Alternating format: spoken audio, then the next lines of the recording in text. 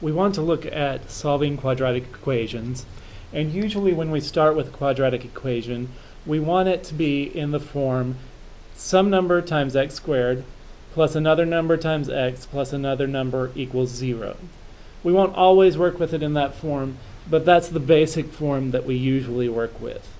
The easiest quadratic equations to solve are ones where this middle number is actually 0.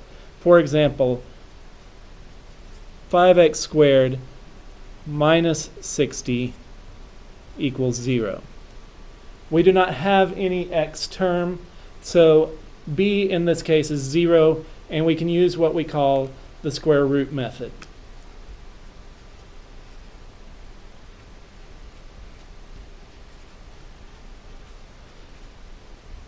In the square root method, we work like we do with a number of other equations. We try to get x by itself. So we start with 5x squared minus 60 equals 0, and we want to isolate x, so we add 60 to both sides. And we get 5x squared equals 60. At this point, we can divide by 5 on both sides, and we find that x squared equals 12.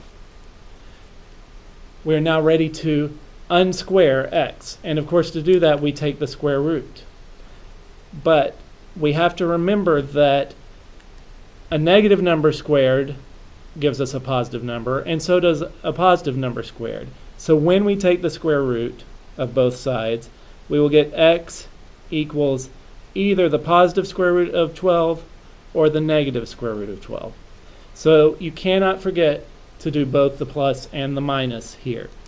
At this point, we would simplify this radical,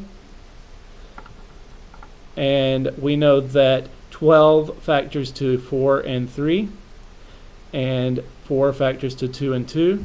So I can bring the 2 outside and leave the 3 inside.